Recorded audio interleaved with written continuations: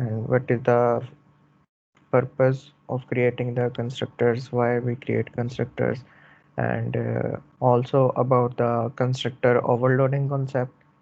After that, we will discuss about creating methods, the how to access the method, though which methods are accessed. We will use some access modifiers as well, and we will cover both type of methods with return type and method without return type.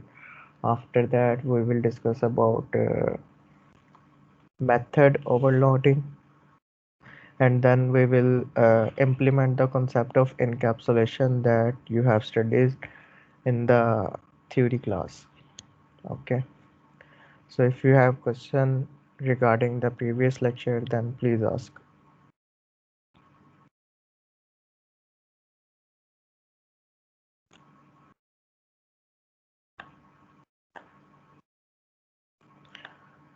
Roll number 175, आवाज आ रही है मेरी? Yes sir. चलें, ठीक है। Previous lecture में से कोई क्वेश्चन है किसी का तो वो पूछ सकता है, अदरवाइज फिर हम आज का लेक्चर स्टार्ट करते हैं। हमारी लैब जो है वो टाइमिंग चेंज हुई है, अब जस्ट 1 आवर की लैब है, तो हम जो है स्टार्ट करते हैं। I am sharing the screen with you now.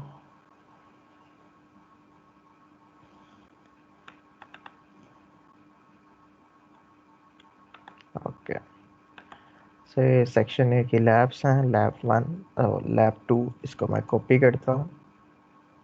ये मैंने बना दी लैब 3।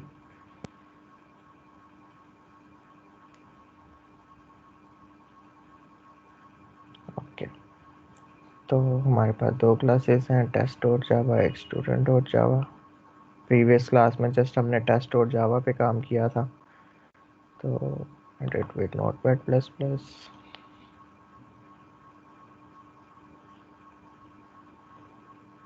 ओके, इसमें जो सारा हमने कोड लिखा था इसको मैं ख़त्म कर देता हूँ।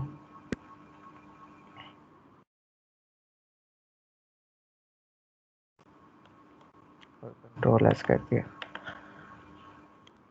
अब हमने एक स्टूडेंट की क्लास बनाई थी जिसमें हमने एक आईडी रखी, नेम रखा और लेट्स से इसका एक रोल नंबर रख लिया।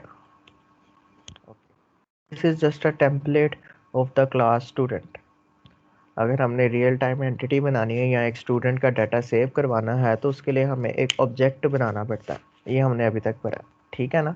ऑब्जेक्ट एक्चुअली में एक, हर ऑब्जेक्ट के पास अपनी आईडी होगी, अपना नेम होगा, अपना रोल नंबर होगा, रोल नंबर में वैल्यूज़, बस उसे वेरिएबल्स ये वाले असाइन हो गए या फंक्शंस जो इसके अंदर लिखे गए हैं वो असाइन होते हैं, ठीक है। तो हम क्या करते थे, यहाँ पे आके हम लिखते हैं student std1 is equal to new student, तो एक ऑब्जेक्ट क्रिएट हो जाता। उसके बाद हम क्या करते हैं, std1 dot id is equal to 1 values assign करते हैं। std1 इसका नेम सेट करते हैं, name is equal to Ahmad. Then std1 ये जो ऑब्जेक्ट हमने बनाया है, ठीक है, जब ऑब्जेक्ट क्रिएट हो जाएगा इसके पास इन एट्रीब्यूट्स की अपनी कॉपी आ जाएगी, ठीक है। उसके अंदर हम क्या करते हैं, फिर वैल्यूज असाइन करने लग जाते हैं। std1 dot roll number is equal to let's say ये है 23 BSCS 20। ओके, ये 3 एट्रीब्यूट्स हम सेट कर देते हैं, वैल्यूज सेट आईडी कर देते हैं, इस तरह सेट नेम कर देते हैं एंड सेट रोल नंबर कर देते हैं। अब जब हम एक ऑब्जेक्ट बनाते हैं, आपकी क्लास में दूसरी क्लास में एक स्टूडेंट ने पूछा था कि सर हम ये क्यों लिखते हैं इस तरह से, ये तो मेथड को हम कॉल कर रहे होते हैं जब हम इस तरह से लिखते थे C++ में भी। तो मैंने आपको बताया था कि हम लेटर पढ़ेंगे इसके बारे में, ठीक है। तो हम यहीं पे आ जाते हैं। जब भी हम ऑब्जेक्ट को क्रिएट करते हैं तो हम इसके कंस्ट्रक्टर को कॉल करते हैं, ये कंस्ट्रक्टर है, ठीक है। ये किस तरह का होता है, हर क्लास का बाय डिफ़ॉल्ट एक कंस्ट्रक्टर होता है जो एक एम्प्टी कंस्ट्रक्टर होता है। उसे डिक्लेयर इस तरह से करते हैं कि हम लिखते हैं public and the name of class, इधर कोई रिटर्न टाइप वगैरह नहीं लिखते, इसका सिग्नेचर क्या है, public and name of class. इस तरह का हमारा होता है डिफॉल्ट कंस्ट्रक्टर। अगर आप लिखना चाहें तो आप लिख लें, और अगर आप नहीं लिखना चाहते तो आप ना भी लिखें, तो ये ऑटोमेटिकली कॉल हो जाता है। ये मेथड जो है ये कॉल होता है जब भी ऑब्जेक्ट क्रिएट होता है। मतलब जब भी हम ऑब्जेक्ट को क्रिएट करते हैं, इस ऑब्जेक्ट का जो कंस्ट्रक्टर होता है ये कॉल हो जाता है, इसको कॉल जाती है और जस्ट एग्जीक्यूट हो जाता है। अब कंस्ट्रक्टर में हम क्या क्या कर सकते हैं, बेसिकली जो हम ज़्यादातर कंस्ट्रक्टर को जो यूज़ करते हैं वो इसके जो इंस्टेंस वेरिएबल या इसकी जो प्रॉपर्टीज़ हैं या इसके जो एट्रीब्यूट्स हैं ऑब्जेक्ट के, क्लास के, इनको इनिशियलाइज करा देते हैं कुछ डिफ़ॉल्ट वैल्यूज़ के साथ। फिर जब ऑब्जेक्ट क्रिएट हो तो इनमें ये वाली वैल्यूज़ आते हैं। ठीक है, फॉर एग्जांपल मैं कहता हूँ कि जब भी ऑब्जेक्ट क्रिएट हो, मतलब ये मेथड कॉल होगा जैसे ऑब्जेक्ट क्रिएट होगा, तो आईडी में वैल्यू जो है बाय डिफ़ॉल्ट 0 चली जाए, नेम में जो है वो नल आ जाए, और रोल नंबर में जो है वो वहाँ पे भी नल आ जाए। ठीक है, जैसे जावा में बाय डिफ़ॉल्ट जो है इनको ये यही वैल्यूज़ मिली हुई हैं। ठीक है, लेकिन कंस्ट्रक्टर में हम ये भी कर सकते हैं कि बाय डिफ़ॉल्ट जो आईडी में वैल्यू है वो नेगेटिव हो। ठीक है, नेम जो है बाय डिफ़ॉल्ट यहाँ पे आ जाए no name,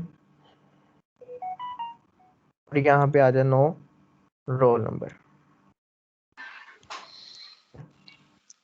excuse me sir, जी सर ये तो हम इनिशियलाइज कर रहे हैं ना, बट आई थिंक जी। इसमें कंस्ट्रक्टर में बाय डिफॉल्ट होती ही 0 वैल्यू सेव होती है, मतलब मैं 0 हो जाती है उसको इनिशियलाइज। हम्म ये तो हम अच्छा। खुद कर रहे हैं ना। हम्म अच्छा, इसका होता है डिफ़ॉल्ट कंस्ट्रक्टर, ये हमने खुद क्रिएट किया। अगर हम ये क्रिएट नहीं भी करेंगे तो यहाँ पे जो हमने स्टूडेंट को कॉल किया, इस स्टूडेंट के कंस्ट्रक्टर को इससे कॉल चले जाती है। ठीक है, यस ये सर। बाय डिफ़ॉल्ट जो है इनको वैल्यूज़ असाइन कर देता है। मैंने बताया बाय डिफ़ॉल्ट वैल्यूज़ इसमें 0 आ जाती है और स्ट्रिंग की नल असाइन हो जाती है।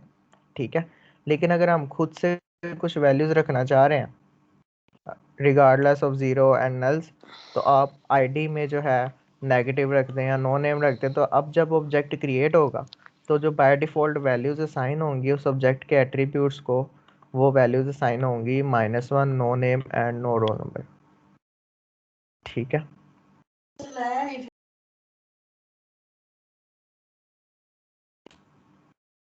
अच्छा, ये तो हमने बात की। अब हम वहाँ पे आते हैं, यहाँ पे अभी हमने ये स्टेटमेंट्स नहीं लिखे, हम इसको कमेंट्स कर लेते हैं। हम यहाँ पे लिखते हैं system dot out dot print L N और id इज टी। स्टेटमेंट को कॉपी करते हैं और name and roll number.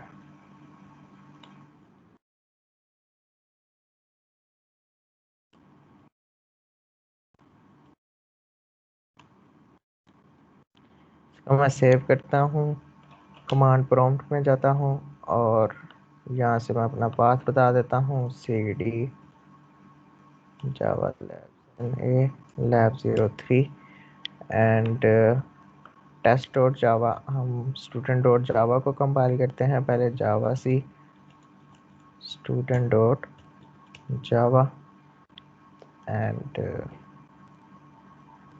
After that हम कंपाइल करते हैं test dot Java. Compilation successful हो जाता है तो हम फिर इसे अच्छा एक मिनट,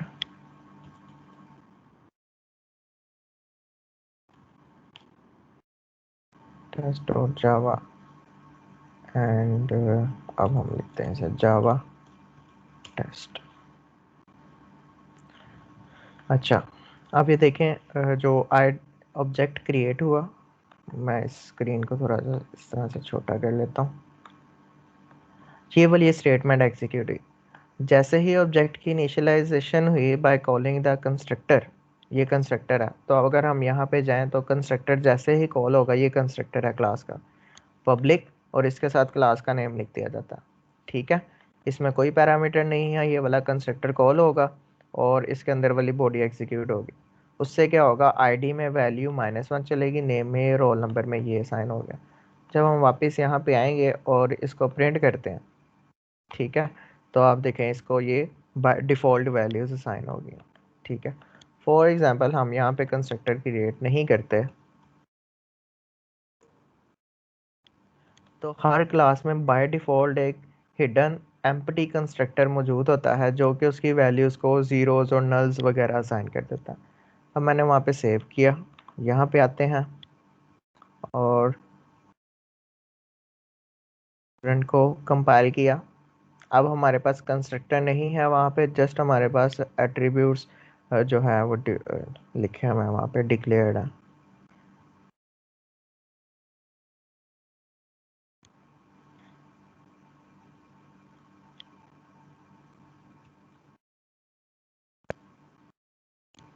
ये देखा, अब यहाँ से हमारा कंस्ट्रक्टर कॉल हुआ, यहाँ पे हम गए, हमने यहाँ पे कोई कंस्ट्रक्टर नहीं लिखा हुआ, डिफ़ॉल्ट कंस्ट्रक्टर कॉल हुआ। उसने क्या किया, इनकी वैल्यूज़ जो भी एट्रीब्यूट्स थे इनको डिफ़ॉल्ट वैल्यू से इनिशियलाइज़ कर दिया, और जब हमने अभी असाइन करने से पहले देखा तो इनमें रिज़ल्ट आईडी में 0 है, नेम में नल है और रोल नंबर में नल है। आप चाहें तो जब हम ये वाला कंस्ट्रक्टर लिखेंगे तो एक्चुअली में हम डिफ़ॉल्ट कंस्ट्रक्टर को ओवरराइड कर रहे हैं। ठीक है, सेम टू सेम वही लिख रहे हैं, लेकिन हमारी बॉडी डिफरेंट है उस डिफ़ॉल्ट कंस्ट्रक्टर से। इस चीज़ को कहते हैं ओवरराइड करना। ओवरराइड का मतलब ये है कि सिग्नेचर बिल्कुल सेम टू सेम है, पैरामीटर्स भी सेम टू सेम है, मतलब 9 पैरामीटर्स हैं, नेम भी सेम है, लेकिन बॉडी डिफरेंट है, तो इस चीज़ को हम कहते हैं ओवर रिटर्न, ओवरराइड कर दिया हमने। ठीक है, अगर अब हम यहाँ पे इसे कॉल करेंगे तो हमारे पास वैल्यूज़ जो हैं वो डिफरेंट होंगी। किसी स्टूडेंट को कन्फ्यूजन है यहाँ तक तो वो बताए।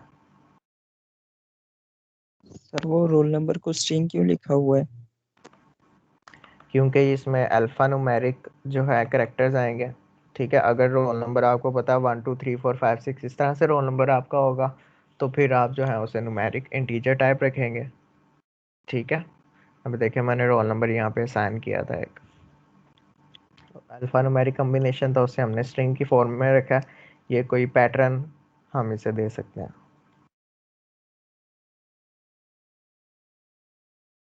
इसे मैंने सेव किया, वही स्टेटमेंट्स है हमारे पास, जावा सी स्टूडेंट डॉट जावा।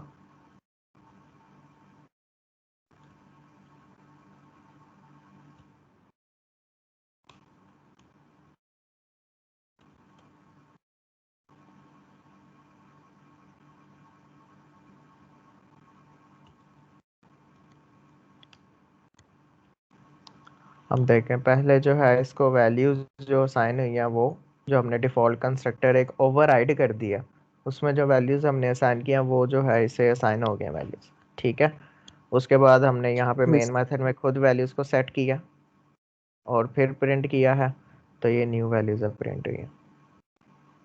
सर अगर इंटीजर डाटा टाइप रखते तो फिर इसने नल वैल्यू नहीं देनी थी फिर यहाँ 0 आनी थी। कंस्ट्रक्टर में? नल एक रेफरेंस पॉइंटर होता है, ठीक है, ठीक जो हो वो गया, स्ट्रिंग और ऑब्जेक्ट्स के साथ यूज़ होता है। ठीक हो ठीक गया है, सर, थैंक यू। अच्छा, इधर है कि हमें पता है कि जो है डिफ़ॉल्ट कंस्ट्रक्टर जो है वैल्यूज़ को इनिशियलाइज़ कर देता है ऑटोमेटिकली डिफ़ॉल्ट वैल्यूज़ के साथ, लेकिन फिर भी हमें चाहिए कि हम एक जैसे ही क्लास बनाए तो उसका कंस्ट्रक्टर लाजमी बना लें। ठीक है, इससे जो है प्रोग्राम की अंडरस्टैंडेबिलिटी बढ़ जाती है कि जब इसका ऑब्जेक्ट क्रिएट होगा तो इसमें वैल्यूज़ हमने ये वाली असाइन करनी। नेक्स्ट हम बात करते हैं पैरामीटराइज्ड कंस्ट्रक्टर की। तो डिफ़ॉल्ट कंस्ट्रक्टर था, हमने ओवरराइड कर दिया, डिफ़ॉल्ट कंस्ट्रक्टर ओवरराइड। ठीक है, क्योंकि ये हमने खुद लिखा है तो ये जो पहले से कंस्ट्रक्टर मौजूद था उसे हमने ओवरराइड किया। अब मैं एक और कंस्ट्रक्टर बनाता हूँ जिसमें मैं पैरामीटर्स पास करता हूँ। हम चाहते हैं जब ऑब्जेक्ट बनाया जाए यहाँ से जब एक स्टूडेंट का ऑब्जेक्ट क्रिएट हो तो eight the time of creation of object parameter में वैल्यूज पास की जाए। फॉर एग्जांपल मैं यहाँ से ऑब्जेक्ट बनाता हूँ std2 is equal to new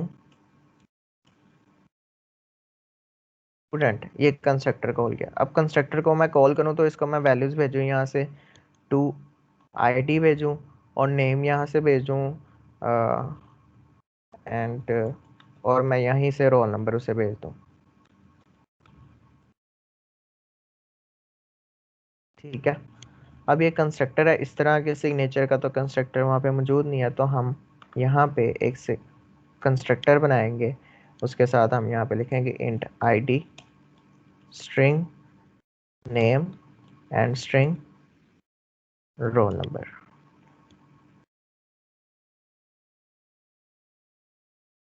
body हमारे पास अवेलेबल है, इसको मैं स्क्रीन को बड़ा कर लेता हूँ। ठीक है, अब यहाँ पे कोई पैरामीटर नहीं है, यहाँ पे 3 पैरामीटर्स हैं और इनका सीक्वेंस क्या है, इंटीजर स्ट्रिंग एंड स्ट्रिंग। ठीक है, अब हम क्या करेंगे, लिखेंगे id is equal to id। Previous class में मैंने दिस का कीवर्ड यूज किया, बताया आपको? No sir. ठीक है, रोल नंबर। अब ये देखें, ये id जो है ये हमारा क्लास का एट्रीब्यूट है, ये id जो है ये हमारा पैरामीटर का एट्रीब्यूट है। तो कंपाइलर जो है यहाँ पे कंफ्यूज हो जाएगा कि कौन सा id यहाँ पे यूज़ किया जाता है, प्रेफरेबली इस id को ही कंसीडर किया जाएगा।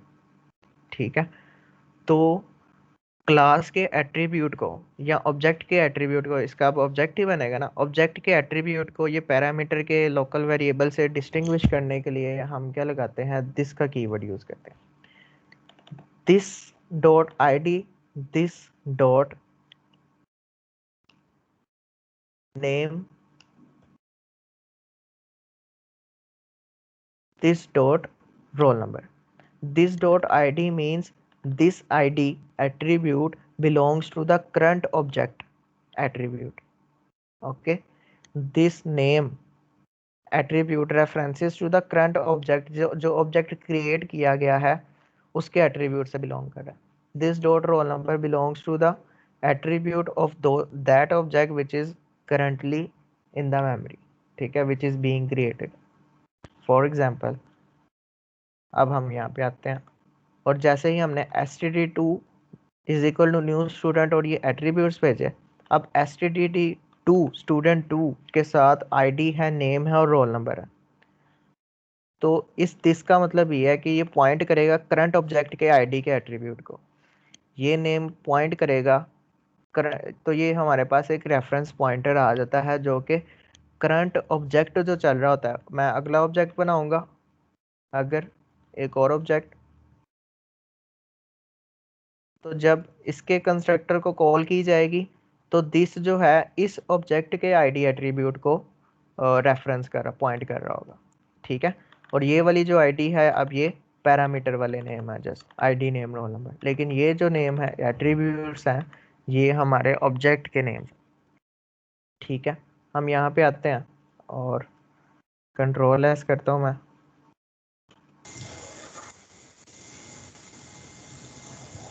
और इसको हम अगेन प्रिंट करते हैं और स्टूडेंट 2 के बारे में लिख देते हैं।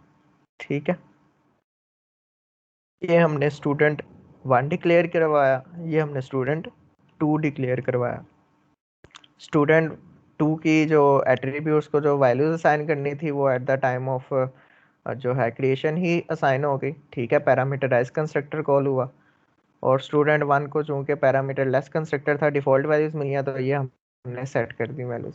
उसके बाद हमने फर्स्ट वाला प्रिंट करवाया, उसके बाद हमने सेकंड स्टूडेंट को प्रिंट करवाया।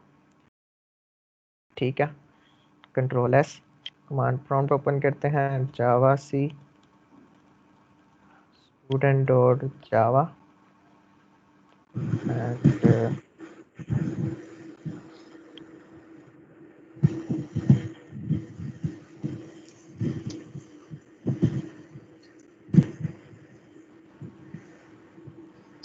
सर कुछ बच्चे वेट कर रहे हैं, उन्हें कर ले। ओके, ठीक है। ये टीम्स में एडेड नहीं है?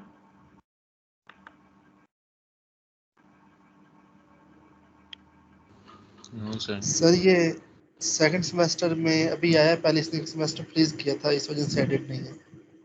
चलो ठीक है, ये क्लास के बाद मुझे रोल नंबर सेंड करना तो मैं फिर इसे ऐड कर लूँगा। ठीक है, अब हम इसकी एग्जीक्यूशन देखते हैं कि किस तरह से स्टेप बाय स्टेप इसकी एग्जीक्यूशन परफॉर्म हो रही है। ठीक है, हम अपनी ये मेन मेथड है जो एग्जीक्यूट हो रहा है। जैसे ही हमने std is equal to new student यहाँ पे लिखा तो न्यू स्टूडेंट क्लास का एम्प्टी कंस्ट्रक्टर कॉल होगा ये वाला, और इसमें आईडी, इस ऑब्जेक्ट के आईडी को 0 मिल गया, नेम नल हो गया और रोल नंबर भी नल हो गया। वापस आते हैं, स्टूडेंट std2 दूसरा स्टूडेंट हमने जब क्रिएट किया तो हमने पैरामीटर्स इसमें पास किए, 3 पैरामीटर्स पास किए।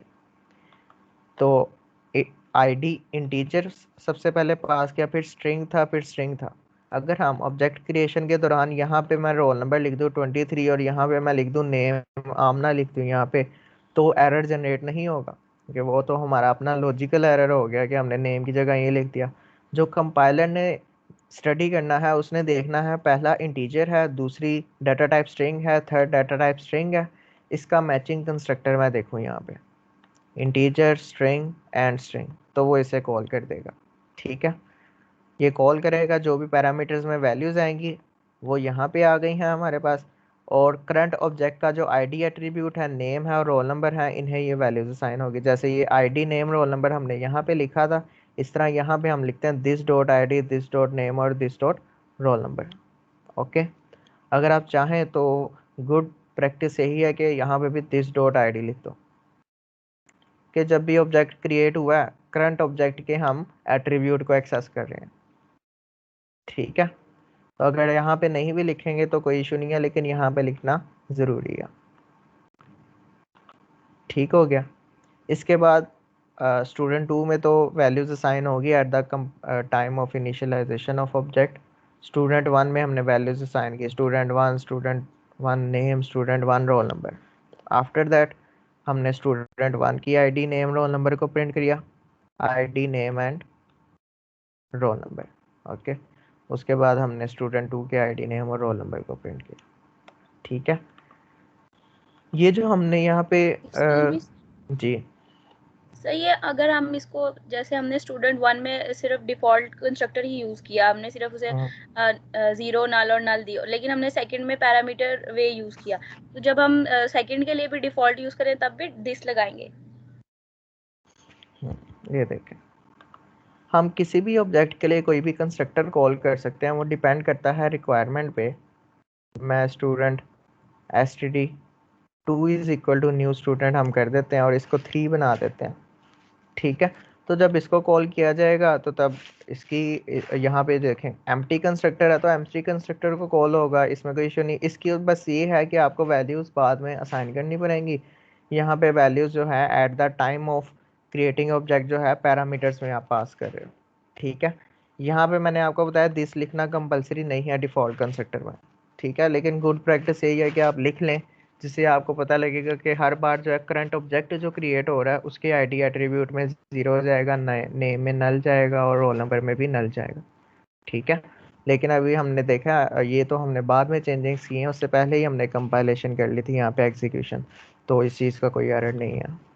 ठीक है सर, इसका मेन मकसद ये है कि वो कहते हैं डिस्टिंग्विश करता है क्लास के एट्रीब्यूट्स को और पैरामीटर्स को और उसके कंस्ट्रक्टर से। आप क्लास के एट्रीब्यूट ना कहें, करंट ऑब्जेक्ट जो क्रिएट होता है उसके एट्रीब्यूट्स। एक्चुअली क्लास तो एक टेम्पलेट है ना, ठीक है, उसका जब हम एक ऑब्जेक्ट बनाते हैं उसको वो वाले एट्रीब्यूट्स मिल जाते हैं और उसमें हम वैल्यूज रख सकते हैं। ठीक है, तो अगर हम दिस का कीवर्ड यूज करेंगे तो दिस का कीवर्ड जो है वो रेफर करता है जो करंट ऑब्जेक्ट अभी अंडर कंसिडरेशन चल रहा है उसके एट्रीब्यूट से वो डील कर रहा है। ठीक है, जैसे हम कंस्ट्रक्टर कॉल करेंगे ऑब्जेक्ट क्रिएशन के टाइम पे तो वो करंट ऑब्जेक्ट के एट्रीब्यूट्स को एक्सेस कर लेता है। ठीक है, अब यहाँ तक कोई क्वेश्चन है किसी का तो पूछ लें। सर डिफॉल्ट कंस्ट्रक्टर लिखना जरूरी है? बाय डिफॉल्ट भी तो वैल्यू सेव है ना हाँ अंदर। जी, बाय डिफ़ॉल्ट वैल्यूज यही है। मैंने कहा गुड प्रैक्टिस ये है कि आप क्लास लिखें, लेकिन आपको पता होना चाहिए ना कि बाय डिफ़ॉल्ट हमारे पास एक कंस्ट्रक्टर मौजूद है जो कि इस तरह के मेथड को कॉल कर लेता है और इस तरह से वैल्यूज रखता है। Default constructor same to same ये काम कर रहा है, इसलिए मैंने यहाँ पे लिखा है डिफ़ॉल्ट कंस्ट्रक्टर ओवरराइड। उसके अलावा अगर आप चाहते हैं कि डिफ़ॉल्ट में जो है आईडी में वैल्यू -1 हो, ठीक है, और जैसे पहला स्टूडेंट आएगा उसे 0 से स्टार्ट करना मैंने, तो फिर आप इस तरह से कर लेंगे, ठीक है। तो आप ये क्या करें, इस चीज़ को ओवरराइड कर रहे हैं, ठीक है। खुद से नेम में आप नो नेम लिखते हैं, name has not been assigned, कोई भी मैसेज यहाँ पे लिख दें, तो इस तरह से हम इसके ओवरराइड कर लेते हैं। पहले हम जब क्रिएट करते थे ऑब्जेक्ट, जस्ट हम एक कंस्ट्रक्टर नहीं था क्रिएट किया होता, फिर भी ये स्टेटमेंट एग्जीक्यूट हो जाती है। तो इसकी रीज़न ये थी कि डिफ़ॉल्ट हिडन कंस्ट्रक्टर पहले से ही मौजूद होता है हर क्लास का, ठीक है। उसके बाद हमने एक ये कंस्ट्रक्टर बनाया। अभी देखिए कंस्ट्रक्टर हमने बनाए हैं सर विद, जी सर अगर ये जो पैरामीटर हमने लिखे हैं इसको अगर ऊपर कर दें और ऊपर वाले को नीचे कर दें तो इसमें कोई फर्क होगा? आप इस मेथड को मैं ऊपर ये लिख दूं, स्टूडेंट 1 जी इससे तो कोई फ़र्क नहीं पड़ता, ठीक है। एक क्लास में फंक्शंस हैं। अब ये जो फील्ड्स हैं इसकी, बच्चे इसमें भी कंफ्यूज हो जाते हैं। मैं इस फील्ड्स को यहाँ पे डिक्लेयर करूँगा तो वो समझेंगे कि ये जो एट्रीब्यूट्स हैं ये यहाँ पे एक्सेसिबल नहीं, ऐसा नहीं है, ठीक है। इन एट्रीब्यूट्स का, ये क्लास के एट्रीब्यूट्स हैं, इनका scope with in the class है, सर ठीक वो हो गया। स्टूडेंट 1 के नहीं हो जाएंगे फिर? नहीं, एक मिनट मैं आपकी कन्फ्यूजन दूर कर देता हूँ। सर हम एक क्लास में एक से ज्यादा कंस्ट्रक्टर्स बना सकते हैं? हाँ जी, हमने अभी 2 तो बनाया, तीसरा मैं अभी बनाने लगा हूँ, बस ये कन्फ्यूजन क्लियर कर लूँ। अच्छा, ये देखें, अब ये student 1 is equal to new student, ठीक है। अब ये क्या करेगा, स्टूडेंट क्लास के अंदर जाएगा और ढूंढेगा एक ऐसा कंस्ट्रक्टर जिसमें एम्प्टी पैरामीटर्स हों। ऐसा नहीं जो भी पहला आएगा उसके अंदर जाके तो ऐसे इसको फैच कर लेगा, ये ढूंढेगा। इसने देखा पहला कंस्ट्रक्टर नहीं, ये सिग्नेचर मैच नहीं किए, नीचे आएगा, ये वाला कंस्ट्रक्टर इसे मिला, ठीक है, पैरामीटर इसमें नहीं है तो इसकी बॉडी को एग्जीक्यूट करेगा, ठीक है। ठीक हो गया सर, थैंक यू। जब वो यहाँ पे आया स्टूडेंट 3 पे, तो वो यहाँ पे आया वापस, इसने फिर अपने मैचिंग सिग्नेचर को सर्च करना है, इंटीजर, स्ट्रिंग एंड स्ट्रिंग। जैसे ही उसे मिल जाएंगे ये सिग्नेचर्स, तो वो उसके अकॉर्डिंगली उसमें डाटा वैल्यूज असाइन कर देगा, ठीक है। ओके तो सर, सर यहाँ थैंक यू। नल भी कोडिंग पे, कीवर्ड ही है सर? जी नल कीवर्ड होता है। अच्छा, अब हम एक और कंसेप्ट, अच्छा अब ये जो कॉन्सेप्ट है कि सेम नेम के साथ कंस्ट्रक्टर्स को क्रिएट करना with different number of parameters, इस कॉन्सेप्ट को कहते हैं कंस्ट्रक्टर ओवरलोडिंग, ठीक है। क्योंकि हम कंस्ट्रक्टर्स को ओवरलोड कर रहे हैं, नेम सेम है, ठीक है, लेकिन number of parameters just very कर रहे हैं। इस कॉन्सेप्ट को हम कहते हैं कंस्ट्रक्टर ओवरलोडिंग। हम अगर हमें रिक्वायरमेंट आती है, अच्छा तो कि जब भी आपने ऑब्जेक्ट बनाना है तो आपने आईडी और नेम लाजमी पास करना है उसी टाइम, तो मैं एक कंस्ट्रक्टर और बना लेता हूँ आईडी और नेम, और ये देखें, ये एक हमारे पास और कंस्ट्रक्टर क्रिएट हो गया जिसमें जस्ट आईडी और नेम जा रहा है, ठीक है। अगर हम मैं यहाँ पे एक और लेट्स स्टूडेंट 2 हम इस तरह से बनाते हैं, और मैं यहाँ पे पास करता हूँ 3 कोमा, और यहाँ पे मैं गलती से रोल नंबर पास कर देता हूँ, तो क्या एरर आना चाहिए? No sir. No sir. लेकिन मैंने तो नेम की जगह पे रोल नंबर पास कर दिया, ये कौन सर सा एरर? लॉजिकल एरर है। ये लॉजिकल एरर है हमारा, ठीक है। तो हम यहाँ पे अली पास कर देते हैं, ठीक है। जैसे ही एक्सक्यूज मी हमने, सर, जी सर हमने ऑब्जेक्ट 1 को यहाँ भी वैल्यूज इनिशियलाइज की हैं और कंस्ट्रक्टर में भी, तो फिर वो कौन सी फैच करेगा, पहले कंस्ट्रक्टर वाली या ये वाली? यहाँ भी हमने की है ये ना मैंने, जब मैंने ये वैल्यूज असाइन की थी इससे पहले मैंने आपको डबल प्रिंट स्टेटमेंट्स यहाँ पे लिख के दिखाई थी। जैसे ही ये ऑब्जेक्ट क्रिएट होगा, ठीक है, इसका कंस्ट्रक्टर कॉल होगा, पहले इसको ये वाली वैल्यूज असाइन होंगी जो कि ये डिफ़ॉल्ट वैल्यूज हैं, ठीक है। अगर हम इस स्टेटमेंट के बाद यहाँ पे लिखें system dot out dot print L N values of object, तो हमारे पास वो कंस्ट्रक्टर वाली वैल्यूज आएंगी। उसके बाद जब हम उसमें वैल्यूज़ को एक्चुअली में क्या कर रहे हैं, ओवरराइड कर रहे हैं वैल्यूज़ एट्रीब्यूट्स की, ठीक है। अब जब हम प्रिंट करेंगे तो हमारे पास डिफरेंट वैल्यूज़ होंगी। ठीक है, जब कंस्ट्रक्टर पहले कॉल होगा, जैसे ही ऑब्जेक्ट क्रिएट होगा। अब इस केस में हमारे पास जो है ये कंस्ट्रक्टर कॉल हो रहा है जिसकी आईडी एट्रीब्यूट है 3 हमने पास कर दी, और अली, ये आईडी और स्ट्रिंग वो मैच करेगा, ऐसा कंस्ट्रक्टर वहाँ पे अवेलेबल है, वो यहाँ पे आएगा, उसे मिलेगा और ये आईडी और नेम में ये रखवा देगा। ऐसा नहीं है कि इस ऑब्जेक्ट में जस्ट आईडी और नेम आ सकता है, इसमें रोल नंबर भी है। फॉर एग्जांपल हम यहीं पे लिखते हैं, बेशक हम वहाँ पे जाके भी सेट कर सकते हैं, और हम लिख सकते हैं this dot roll number is equal to null, क्योंकि इसका रोल नंबर अभी पास ही नहीं किया गया। ठीक है, या हम यहाँ पे लिखते हैं नॉट असाइंड। ओके, तो ये दो पैरामीटर से जो कि eight the time of object creation हमें पास किए गए। हम यहाँ पे आते हैं और स्टूडेंट 3 को भी प्रिंट कर लेते हैं।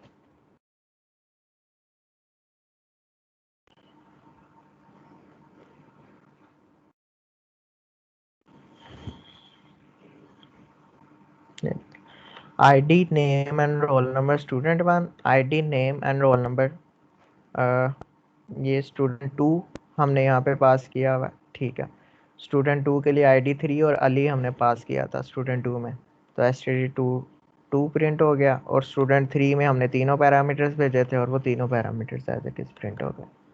ठीक है, तो इसे हम बोलते हैं सर कंस्ट्रक्टर।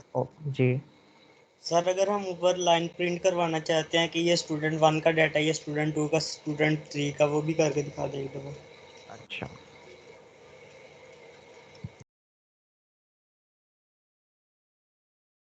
सर ऐसे तो फंक्शन ओवरलोडिंग होती थी। हाँ, फंक्शन ओवरलोडिंग भी हम करेंगे, वो भी ऐसे ही है। ठीक है, लेकिन कंस्ट्रक्टर्स में क्या है, यहाँ पे कोई रिटर्न टाइप का कोई सिग्नेचर में कोई यहाँ पे वैल्यू नहीं है। ठीक है, जस्ट पब्लिक और क्लास में ओवरलोडिंग यही कॉन्सेप्ट होता है। चाहे आप कंस्ट्रक्टर में चले जाएं, मेथड में चले जाएं। अच्छा, आपका क्वेश्चन क्या था, अभी किसी ने पूछा था? सर मैं बोल रहा हूँ कि मतलब ये स्टूडेंट 1 का डाटा है ना, वहाँ पे हमें ये तो नहीं ना शो हो रहा कि स्टूडेंट 1 का है। आप ऊपर लाइन ठीक है, प्रिंट ठीक है, करवा दें कि ये स्टूडेंट 1 आप का डाटा है, यहाँ ये पे स्टूडेंट 2 का, ये स्टूडेंट 3। आप यहाँ पे स्टूडेंट 1 ID स्टूडेंट 1, ठीक है, तो आप यहाँ पे लिख लें, या फिर इससे पहले एक स्टेटमेंट में आप लिख दें स्टूडेंट 1 और उसके नीचे लिख दें ID नेम रोल नंबर। ठीक है, वो तो जस्ट एक प्रिंट स्टेटमेंट है। अब हम नेक्स्ट चलते हैं अपने जो है कॉन्सेप्ट की तरफ, मेथड्स। अभी हमने देख लिया कंस्ट्रक्टर्स को किस तरह से हम डिक्लेयर करते हैं। ठीक हो गया, अब मैं जा रहा हूँ मेथड्स की तरफ। फॉर एग्जांपल यहाँ पे मेरे पास एक मेथड था जो कि था पब्लिक। ठीक है, मेथड के सिग्नेचर क्या है, यहाँ पे उसका एक्सेस मॉडिफायर लगाया जाता है। एक्सेस मॉडिफायर्स आपको मैंने बताया हुआ, पब्लिक, प्राइवेट और प्रोटेक्टेड हमारे पास होते हैं यहाँ पे। पब्लिक और वॉइड, वॉइड का मतलब है इसकी कोई रिटर्न टाइप नहीं होगी, और मैं यहाँ पे डिस्प्ले लिख देता हूँ। ठीक है, अब ये मेथड हर ऑब्जेक्ट के साथ एसोसिएट होगा, और यहाँ पे लिख देता हूँ system dot out dot print LN। ठीक है,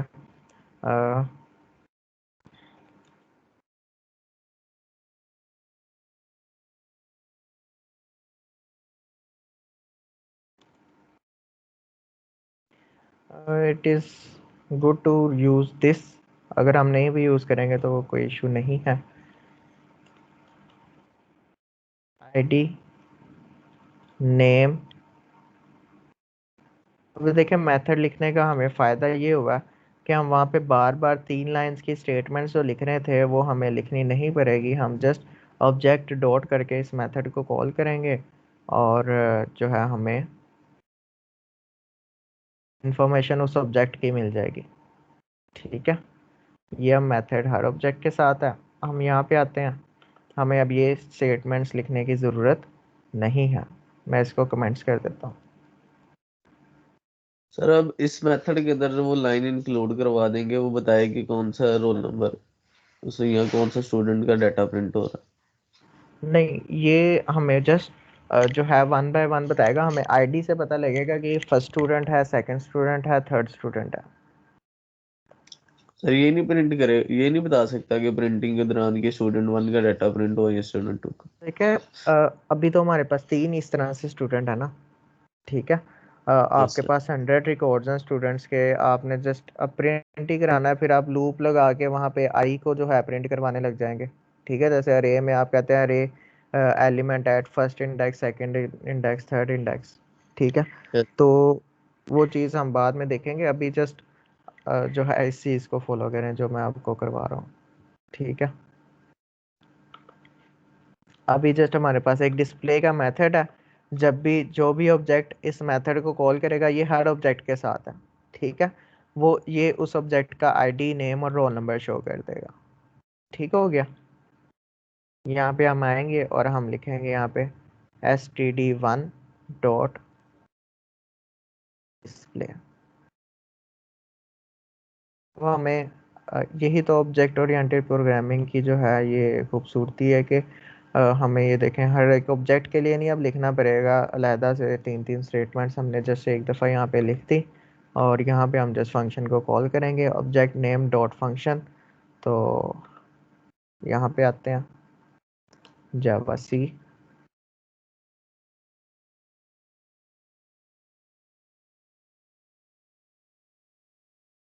जावा सी।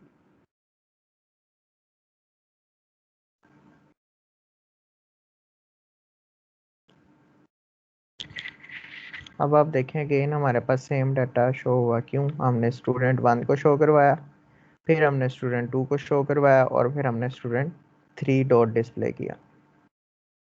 ठीक है, जब ये मेथड कॉल होगा ये इस ऑब्जेक्ट के पास जो सारी ये कॉपी पड़ी या वहाँ जाएगा और डिस्प्ले का मेथड कॉल होगा।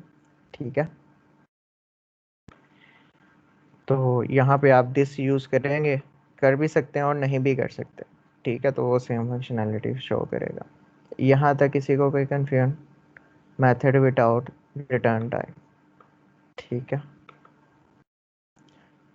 लेट्स से मेरे पास सर ये जो मेथड है ये पैरामीटरलेस मेथड है? ये हाँ जी, पैरामीटरलेस मेथड है। इसमें कोई पैरामीटर पास नहीं हो रहे।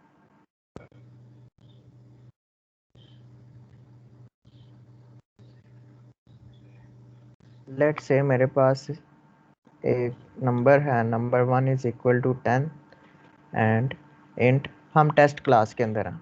ठीक है, टेस्ट क्लास में 2 एट्रीब्यूट्स हैं जिनको मैंने इनिशियलाइज भी कर दिया। बेशक हम इसको जस्ट डिक्लेयर करें और कंस्ट्रक्टर बना के इनिशियलाइज करें, फिर इस क्लास का कोड थोड़ा सा लेंथी हो जाना था। मैं जस्ट अब इसमें मेथड्स बना रहा हूँ, public int and add num1 num2 और ये रिटर्न कर देगा num1 प्लस num2। ठीक है, ये एक मेथड है जो कि टेस्ट क्लास से बिलोंग कर रहा है। ठीक है, तो इसमें हमारे पास 2 फील्ड्स हैं, num1 एंड num2। num1 में वैल्यू 10 है, num2 में वैल्यू 20 है।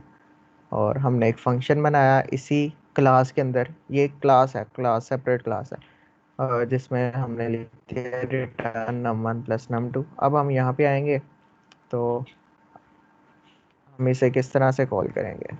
क्या मैं यहाँ पे लिखूँगा ऐड और यहाँ पे लिख दूँगा 7,8।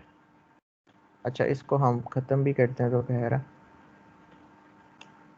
लास्ट टेस्ट है उसमें मेरे पास मेथड था। अब मैं इसको कॉल कैसे करूँगा? मेथड को ऐड 7,8 लिखूँगा तो क्या ये कॉल हो जाएगा?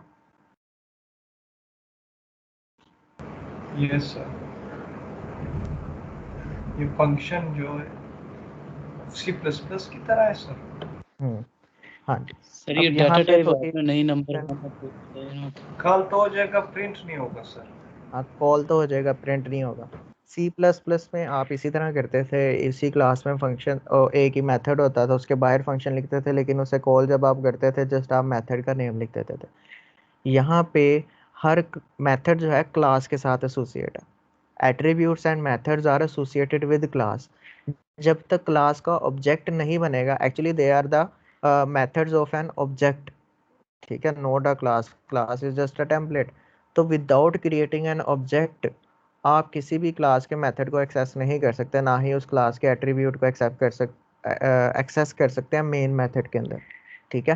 तो मेन मेथड में इसे एक्सेस करने के लिए हमें टेस्ट क्लास का एक ऑब्जेक्ट बनाना पड़ेगा, ठीक है। और आपको लिखना पड़ेगा t.add7,8, ठीक है। जस्ट लाइक हमने स्टूडेंट क्लास के एट्रीब्यूट्स या मेथड्स को एक्सेस करना है, तो हम ऑब्जेक्ट बना के तो फिर हम लिखते हैं student1.id, हम डायरेक्ट id नेम नहीं लिख सकते। सिमिलरली अगर मैं यहाँ पे लिखता हूँ int num1 is equal to int num1, और यहाँ पे अगर मैं आके कहता हूँ num1 इज इक्वल टू 10, तो मेन मेथड में हम इसको एक्सेस नहीं कर सकते। ये मेन मेथड हमारा स्टैटिक है, ये भी एक रीज़न है कि हम इसे यहाँ एक्सेस नहीं कर सकते without creating object of test class. अगर हमने ये num1 को एक्सेस करना है तो यहाँ पे हमें टेस्ट का ऑब्जेक्ट बनाना है और फिर लिखना पड़ेगा टी ऑब्जेक्ट, जो भी ऑब्जेक्ट का नेम है, dot num1 is equal to 10, फिर ये एक्सेसिबल होगा, ठीक है। इस एरर को आपने जो है खुद जो है टेस्ट करना है, अभी टाइम शॉर्ट है। अगर आपको कोई कन्फ्यूजन हुई तो हम नेक्स्ट क्लास में ज़रूर इसे दोबारा डिस्कस करेंगे, ठीक है। अभी यही आपने ध्यान में रखना है कि हमने अगर किसी क्लास के मेथड को मेन क्लास में, स्टैटिक क्लास में मेथड में एक्सेस करना है तो हमें उसका ऑब्जेक्ट क्रिएट करना है और फिर वो एक्सेस हो। तो हम इसे अब कंपाइल करते हैं। Excuse me sir. जी सर ये जो हमने नंबर num2 लिखा ये डाटा क्लास है? नहीं, ये टेस्ट क्लास है, उसके अंदर एक मेथड लिखा है, जैसे स्टूडेंट क्लास में मेथड था उसी तरह टेस्ट क्लास में मेथड लिखा, ठीक है। ठीक। वैसे हमने बनाई थी मेन मेथड लिखने के लिए क्लास बनाई थी, वैसे ही हमने इसमें एक ये भी मेथड लिख दिया। सर हमने इसके एट्रीब्यूट्स क्यों नहीं लिखे? क्लास की ज़रूरी नहीं, ये तो हमने जो है जस्ट टेस्टिंग और जस्ट लर्निंग पर्पस के लिए एक मेथड मेरे ज़हन में था ऐड का, इसके थ्रू मैं आपको फंक्शन ओवरलोडिंग बताना चाह रहा था, ठीक है। वैसे टेस्ट क्लास कोई क्लास नहीं है, इसमें कोई एट्रीब्यूट स्पेसिफाई नहीं होते, हम रियल टाइम जो एंटिटीज़ होती हैं उनकी क्लासेस ही वो हम बना रहे होते हैं। जैसे कार्ड है हमारे पास, कुछ सिनेरियो आते हैं, ये जस्ट टेस्टिंग पर्पस के लिए मैंने इसमें मेथड लिखा, ठीक है। क्लास में एट्रीब्यूट्स हो सकते हैं और फंक्शन हो सकते हैं, उसी बेस पे क्लास बनाई जाती है। ये टेस्ट सर क्लास है हमारे पास, जहाँ पे अभी जी आपने दो एट्रीब्यूट्स लिखे तो थे, int num1 और int num2। उसकी मुझे लगा ज़रूरत नहीं पड़ेगी, ठीक है, इस वजह से वो मैंने इरेज कर दिया, क्योंकि हम पैरामीटर वो रन टाइम पे ही पास कर रहे हैं यहीं से, ठीक है। तो अच्छा, इसको सर हमने प्रिंट नहीं करवाया,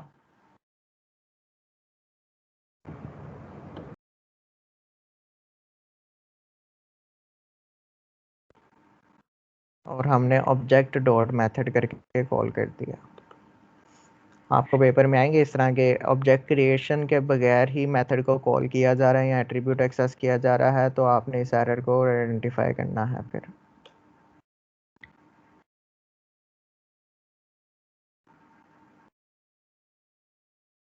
ठीक है। अब यहाँ पे देखें ये 15 आ गए यहाँ पे हमारे पास, ठीक है। 7 और 8 पास किए और इसने रिटर्न कर दिया num1 प्लस num2, ठीक है।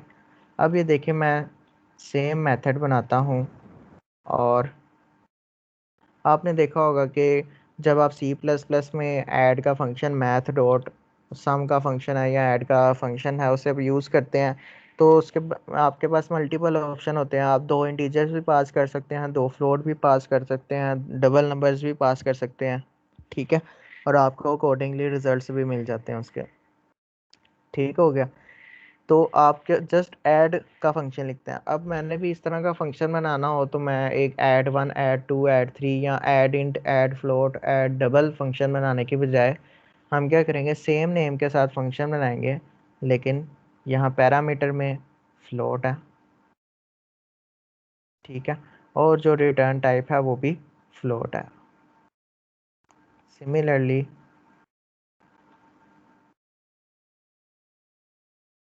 हम यूज़र को कहते हैं डबल का फंक्शन वो जैसे ही कॉल करेगा वो डिपेंड करेगा कौन से पैरामीटर्स को वो पास कर रहा है। ठीक है, तो रिटर्न टाइप भी डबल है, 2 पैरामीटर्स इसमें पास होंगे। अब मैं अगर e.add 7.8f करूँगा और 8.3f करूँगा तो ये फ्लोटिंग पॉइंट को कॉल हो जाएगा। 7.82 डी करेंगे और 8.23 डी करेंगे तो ये डबल को कॉल होगा। ठीक है, तो फंक्शन हमारे पास नेम वही है, लेकिन डिपेंड करें हम जिस पैरामीटर को पास करेंगे वो वाला फंक्शन कॉल होगा। ऐसा नहीं है कि एक जस्ट मेथड हो उसमें आप चाहे इंटीजर पास करो, फ्लोट पास करो, डबल। एक्चुअली में उन्होंने फंक्शन ओवरलोडिंग की होती है। ओवरलोडिंग 2 तरह से होती है। एक ओवरलोडिंग ये होती है कि आपके नंबर ऑफ पैरामीटर्स डिफरेंट हो। फॉर एग्जांपल किसी में 3 हैं, किसी में 2 हैं। ठीक है, ये भी फंक्शन ओवरलोडिंग होती है। और फंक्शन का नेम सेम हो। और दूसरा क्या है, फंक्शन नेम सेम हो, नंबर ऑफ पैरामीटर्स आपके सेम है। जैसे 2 पैरामीटर्स हैं, 2 पैरामीटर्स हैं, 2 पैरामीटर्स, लेकिन उनकी डाटा टाइप्स डिफरेंट है। ठीक है, अगर यहाँ पे इंट है, यहाँ पे फ्लोट होता, और यहाँ पे फ्लोट और यहाँ पे इंट होता, ये भी डिफरेंट कंसीडर किए जाते हैं। ठीक है, तो इस तरह हमारे पास सिग्नेचर्स वेरी करते हैं पैरामीटर्स की बेस पे। एक होता है काउंट ऑफ पैरामीटर्स, अगर डिफरेंट है काउंट तो ठीक है, ये ओवरलोडिंग हो गई है। ठीक है, अदरवाइज अगर काउंट सेम है तो देखा जाता है कि क्या data types of parameter different है। यस, डाटा टाइप डिफरेंट है तो still it is function overloading. ठीक है, हम इसे कंपाइल करते मेन से हैं। बाहर नहीं प्रिंट करा सकते? जी, मेन से बाहर नहीं प्रिंट करा सकते? मेन से बाहर एक्चुअली हमारा जो कंपाइलेशन के दौरान प्रोग्राम जो है वो एग्जीक्यूट ही मेन फंक्शन होता है, और यहाँ पे हमारे पास एट्रीब्यूट्स हैं और फंक्शंस हैं, और उसके बाहर हम कोई चीज़ लिखते नहीं। मेन जो हमारे फंक्शन हैं उसके बाहर हम एट्रीब्यूट्स डिक्लेयर करवा रहे होते हैं, अदरवाइज हम कुछ फंक्शंस लिख रहे होते हैं। ठीक है सर, अगर हम प्रिंटिंग के लिए कोई फंक्शन बना दें, जिस तरह अभी यहाँ पे आपने ऐड का फंक्शन बनाया है, तो हम फिर मेन क्लास में उसे कॉल कर सकते हैं? हाँ जी, ऑब्जेक्ट बना के टेस्ट क्लास के तो अंदर आप कोई मेथड बनाते हैं डिस्प्ले का, तो आपको टेस्ट क्लास का ऑब्जेक्ट बनाना है, और फिर टी डॉट डिस्प्ले करेंगे तो आपका जो है वो मेथड कॉल हो जाएगा मेन फंक्शन में। अब आप देखें ये यहाँ पे ये इंटीजर वैल्यूज़ कर दी उसने सम, ये फ्लोट वैल्यूज़ और ये डबल वैल्यूज़ पास कर दी। अगर हमारे पास ये वाले मेथड्स नहीं होते फिर वो कंपाइलेशन एरर जनरेट करता कि मेथड तो हमारे पास जस्ट इंटीजर एक्सेप्ट कर रहा। ठीक है, तो आप देख लें हमने फंक्शन एक लिख दिया। अब आप इसे एज अ लाइब्रेरी सेव कर दें। अब जब भी यूज़र उस लाइब्रेरी को इंक्लूड करेगा जस्ट ऐड लिखेगा और पैरामीटर्स में वो अपनी मर्ज़ी से पास करेगा जो भी आपने उसे प्रोवाइड किए हुए हैं फंक्शनैलिटीज़। 2 फ्लोट ऐड कर दो, इंटीजर फ्लोट भी फंक्शनैलिटी है, तो वो जो भी पास करेगा उसके अकॉर्डिंग रिजल्ट कंप्यूट होंगे, उसे रिजल्ट्स मिल जाएंगे। ठीक है, सर, तो हम इस C++ में तो ये इस तरह F और D नहीं लिखते थे फ्लोट्स और डबल के साथ? यहाँ पे हम लिखते हैं। ठीक है, मोस्टली केसेस में लिखते हैं, कहीं कहीं पे एग्जाम्पशन आ जाती है, लेकिन जो बेहतर यही है कि हम अपनी अंडरस्टैंडेबिलिटी के लिए जो है हम साथ में इसके एफ और डी लिखें डिस्टिंग्विश करने के लिए। अच्छा, ये हमने पढ़ लिया। अच्छा, ये मेथड जो है मैं स्टूडेंट क्लास में भी डिक्लेयर करवा सकता था। यहाँ पे डिक्लेयर करवाने का मकसद ये था कि आपको ये पता लग जाए कि हम इस क्लास में भी अगर मेथड डिक्लेयर कर रहे हैं या एट्रीब्यूट्स बना रहे हैं तो विदाउट क्रिएटिंग एन ऑब्जेक्ट हम मेन फंक्शन में उसे एक्सेस नहीं कर सकते। सर, कंस्ट्रक्टर के बाद दोबारा बता दें क्या होता है क्लास में? कंस्ट्रक्टर जब भी हम ऑब्जेक्ट को क्रिएट करते हैं, अच्छा इन मेथड्स को हम ना नीचे लिख लेते हैं एंड पे। मेन फंक्शन हमारा ऊपर है और ये हमारे पास टेस्ट क्लास के मेथड्स हैं नीचे। अच्छा, तो जब भी किसी ऑब्जेक्ट को क्रिएट किया जाता है तो उसका कंस्ट्रक्टर कॉल होता है। ठीक है, और कंस्ट्रक्टर जो है किस तरह डिक्लेयर करते हैं, ये जो हमने ये जो कॉल किया ये कंस्ट्रक्टर कॉल है, ये भी कंस्ट्रक्टर कॉल है, ये भी कंस्ट्रक्टर कॉल है। कंस्ट्रक्टर के सिग्नेचर क्या है, public and class name, public and class name. उसके बाद पैरामीटर्स आपने जिस तरह के भी कंस्ट्रक्टर बनाने हैं, जिस तरह का भी आपसे पूछा गया सिनेरियो के अंदर, तो वो आपने यहाँ पे बनाने होते हैं। तो अभी तक हमने यहाँ पे जस्ट कंस्ट्रक्टर बनाया, आपने क्लास में, और उसके अलावा हमने एक ये मेथड बनाया डिस्प्ले का। ठीक हो गया। तो मैं यहीं पे एक डिस्प्ले का मेथड बनाता हूँ और उसको भी ओवरलोड करता हूँ, और मैं सपोज करता हूँ कि लेट से यहाँ पे आ रहा है int I comma int N comma int R, और यहाँ पे मैं प्रिंट करवा देता हूँ I comma N comma R, just for your knowledge and practice के हम जो है यहाँ से मैंने डिस्प्ले का फंक्शन कॉल किया इसका, और मैंने यहाँ पे पास कर दिया std3 dot id comma std3 dot name comma std3 dot roll number. ठीक है। तो पहले दो मेथड में हमारे पास वो मेथड एक्सेस पास होगा, और इस यहाँ पे हमारे पास ये वाला मेथड कॉल होगा। ठीक है। तो ये हमारे पास फंक्शन सेम फंक्शन परफॉर्म करा जो पहले वाला। वहाँ पे हमारे पास करंट एट्रीब्यूट्स हमने एक्सेस करने थे, वहाँ पे हम करंट ऑब्जेक्ट के एट्रीब्यूट्स पैरामीटर में ही पास कर रहे हैं। ठीक है। अच्छा, इनकैप्सुलेशन आपने क्लास में पढ़ी, व्हाट इज इनकैप्सुलेशन? आज की क्लास 10 मिनट ऊपर होगी, सर टू होल्ड द ऊपर इंफॉर्मेशन जाएगी। In a capsule.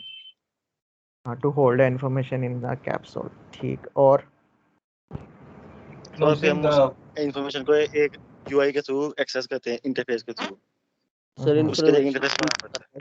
एट्रीब्यूट्स भी होते हैं, जो फंक्शंस होते हैं वो एक कैप्सूल के अंदर होते हैं, दोनों को वो हाइड करता है आउटसाइड वर्ल्ड से। इसमें हम क्या करते हैं कि जो नेसेसरी डाटा होता है, नेसेसरी इंफॉर्मेशन होती है किसी क्लास की, ठीक है, उसे जो है बाकी जो क्लासेस हैं उनसे जो है हम हाइड कर लेते हैं किस्म का। ठीक है। वो किस तरह से हम करते हैं, हम इसके उसके दो स्टेप्स हैं इनकैप्सुलेशन के। कितने स्टेप्स हैं? दो स्टेप्स हैं। हर एट्रीब्यूट के लिए दो स्टेप्स हैं। प्राइवेट, उसकी जो एट्रीब्यूट है उसे प्राइवेट कर दिया जाए। ठीक है। अब देखें स्टूडेंट क्लास है, स्टूडेंट में इन नेसेसरी इंफॉर्मेशन क्या है? उसके attributes ID, name and roll number, these are the necessary information of class student. इसी को पूरी क्लास के अंदर यूटिलाइज किया जाएगा, चाहे हम फंक्शंस यूज़ करें, बीच में कोई कंस्ट्रक्टर बना रहे हैं, ये इन एट्रीब्यूट्स को एक्सेस किया जा रहा है। ठीक है। तो हम क्या कहेंगे, दूसरी क्लासेस को हम कहेंगे आपने डायरेक्ट जो है इन एट्रीब्यूट्स को एक्सेस ना करें, जैसे ये आईडी, नेम और रोल नंबर है, हम डायरेक्ट एक्सेस नहीं देंगे। ठीक है। हम क्या करेंगे, इसकी एक्सेस को प्राइवेट कर देंगे कि ये प्राइवेट है। और अब दूसरे मेथड इसे एक्सेस किस तरह करेंगे? एक्चुअली हम एट्रीब्यूट पे दो तरह की चीज़ें ही परफॉर्म कर रहे होते हैं, या तो उसकी वैल्यू गेट कर रहे होते हैं, या उसकी वैल्यू को सेट कर रहे होते हैं। इसके अलावा कुछ कर रहे होते हैं तो बताएं मुझे। ठीक है। ये देखें, यहाँ पे हम क्या कर रहे हैं, वैल्यू को सेट कर रहे हैं, और यहाँ पे हम वैल्यू को गेट कर रहे हैं। ठीक है। जब सेट कर रहे हैं तो हमने असाइनमेंट स्टेटमेंट यूज़ किया, और जब गेट कर रहे हैं तो जस्ट उसके एट्रीब्यूट को कॉल किया जा रहा है। तो मतलब हर एट्रीब्यूट के डिस्प्ले वाला जो है, इसको एक बार बता दें यहाँ पे क्या हो रहा है, जो कौन सा std3 डिस्प्ले वाला आपने किया हुआ है। इसमें हमने क्या किया है, हमने पैरामीटर में जो है आईडी, नेम और रोल नंबर भेज दिया कि इस आईडी, नेम और रोल नंबर को प्रिंट कर दिया जाए। यहाँ पे जो पैरामीटर्स आते हैं वो उनको प्रिंट कर देता। सर यहाँ पे क्या प्रिंट होगा? यहाँ पे ये जो std3 की जो आईडी है, नेम है और रोल नंबर है, आई, एन और आर की जगह पे। सर जी, सर भी आपने कहा था कि कंस्ट्रक्टर और मेथड में ये फर्क है, मेथड में हमें पास पैरामीटर नहीं पास करने पड़ते, तो लेकिन अब आपने मैंने ये पास नहीं करने कहा, में फर्क है। मैंने कहा कि ये रिटर्न टाइप जो हम यहाँ पे लिख रहे हैं, ठीक है, ये हम जो है कंस्ट्रक्टर में नहीं लिखते। कंस्ट्रक्टर, और कंस्ट्रक्टर तब कॉल होता है जब ऑब्जेक्ट क्रिएट होता है, उसी टाइम कंस्ट्रक्टर मेथड कॉल होता है। ठीक है। जब हम student S is equal to new student करते हैं। Okay sir. सर ये अभी तक नहीं पता चला मुझे, यहाँ थर्ड वाले डिस्प्ले में क्या हो रहा है डिस्प्ले? मैं रन कर देता हूँ। जावा सी स्टूडेंट डॉट, 1 मिनट अभी एरर आएगा क्योंकि मैंने उसे प्राइवेट कर दिया ऊपर।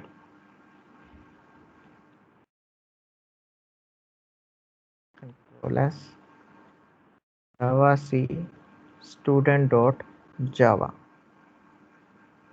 ये कंपाइल हो गया। जावा सी टेस्ट डॉट जावा।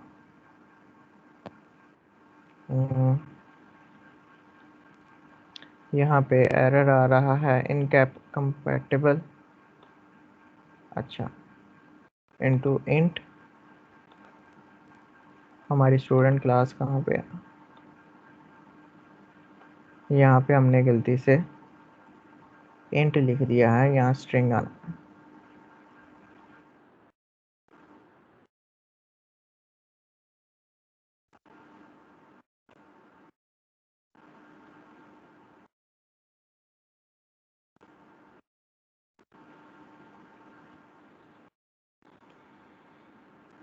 ठीक है, अब देखें जब हमने यहाँ पे आते हैं std1 डॉट डिस्प्ले किया तो वहाँ पे गए और उसने क्या किया, करंट ऑब्जेक्ट के जो एट्रीब्यूट से आईडी, नेम और रोल नंबर प्रिंट कर दिया। ठीक है, जब थर्ड केस में आए हमने खुद ही उसे पैरामीटर में जो है ये नेम, रोल नंबर और आईडी पास कर दिया। ठीक है, और मैं जस्ट आपको बताना चाह रहा था कि हम इसमें पैरामीटर्स भी पास कर सकते हैं।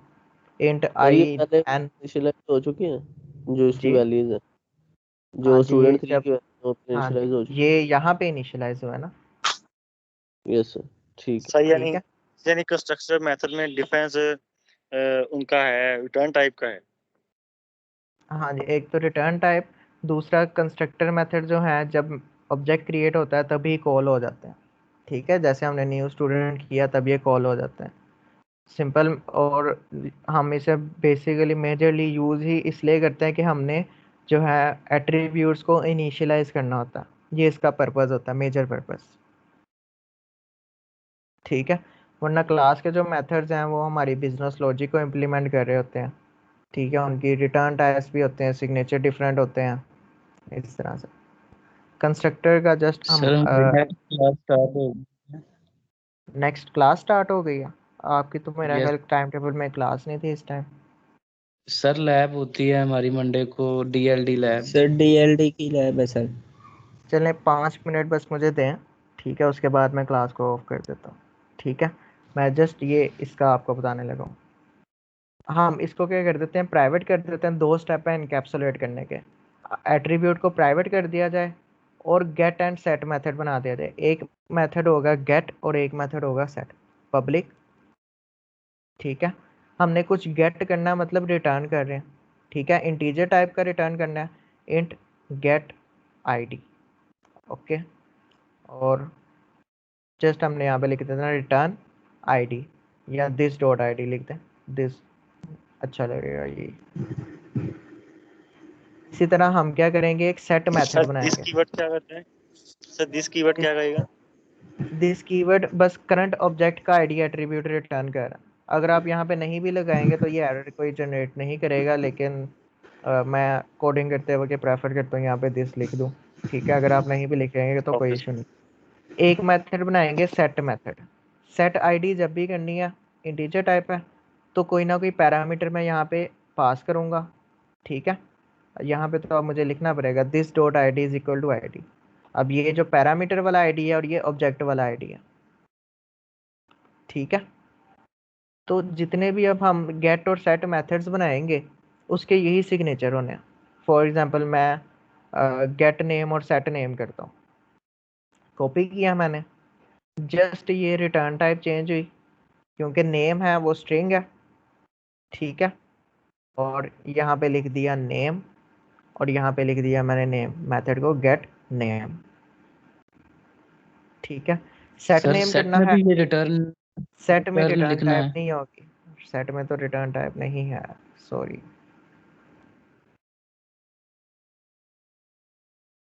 ठीक है।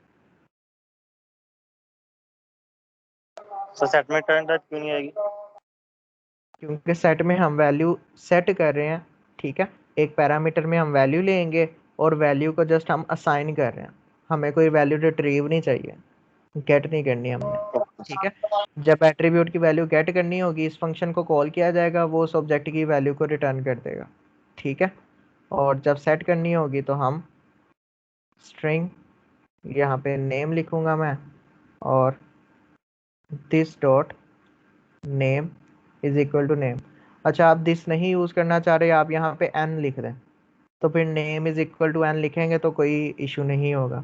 लेकिन जब नेम ऑफ पैरामीटर और नेम ऑफ एट्रीब्यूट्स आपके सेम है तो फिर आपको ये दिस लिखना पड़ेगा, ठीक है। अच्छा, मैंने ये दो मेथड दो के लिए बस कर दिया है, क्योंकि आपकी क्लास का टाइम भी हो रहा है। हम इसको भी, मैं इसको प्राइवेट लिख देता हूँ, ठीक है। अब मैं मेन क्लास में जाता हूँ। अब जहाँ पे हमने ये लिखा ना student std1 dot id is equal to 1, यहाँ पे हमें लिखना पड़ेगा सेट id और पैरामीटर में पास करना पड़ेगा 1, क्योंकि अब हम फंक्शन को कॉल कर रहे हैं सेट नेम और यहाँ पे हम पास कर देंगे अहमद, ठीक है। रोल नंबर क्योंकि हमारा पब्लिक ही है तो यहाँ पे कोई एरर जनरेट नहीं होगा, ये खुद ब खुद कॉल हो जाएगा। और इसको मैं सेव करता हूँ, यहाँ पे हम कंपाइल करते हैं।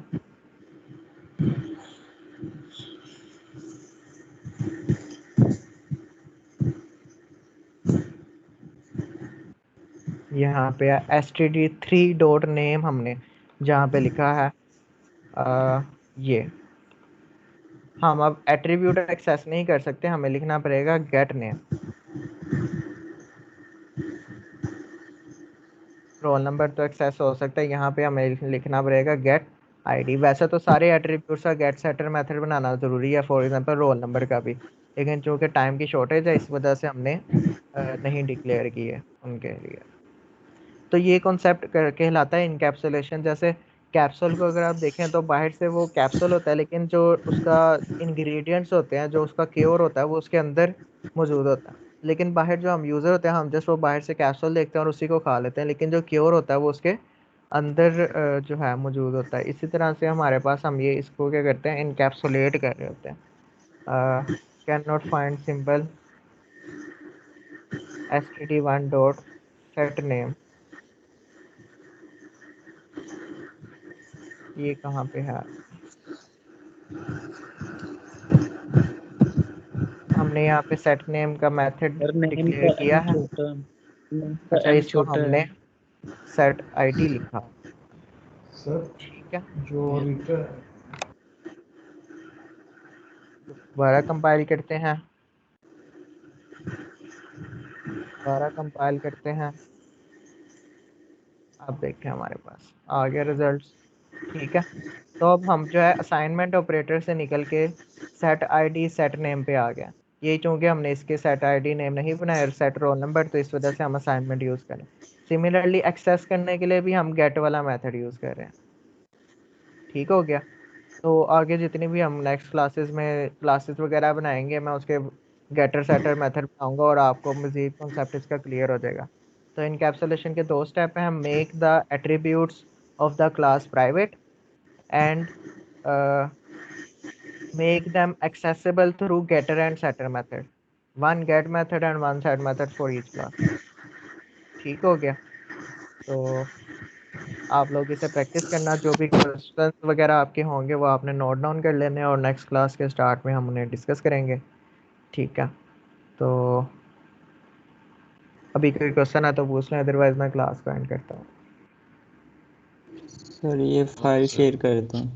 हाँ जी, वो मैं ग्रुप में शेयर कर दूंगा। आपको जहाँ भी कन्फ्यूजन होगी तो आपने जस्ट नोट डाउन कर लेनी है, वो हम नेक्स्ट क्लास में डिस्कस कर लेंगे। कोशिश करें आपके इंटरनेट से भी इसे देखने की कोशिश करें, अगर आपको कोई चीज़ समझ नहीं आती, वहाँ से भी कुछ समझ नहीं आता, फिर भी आप क्लास में आके डिस्कस करें ताकि बाकी सबको भी उस चीज़ के बारे में पता लग जाए। Okay sir.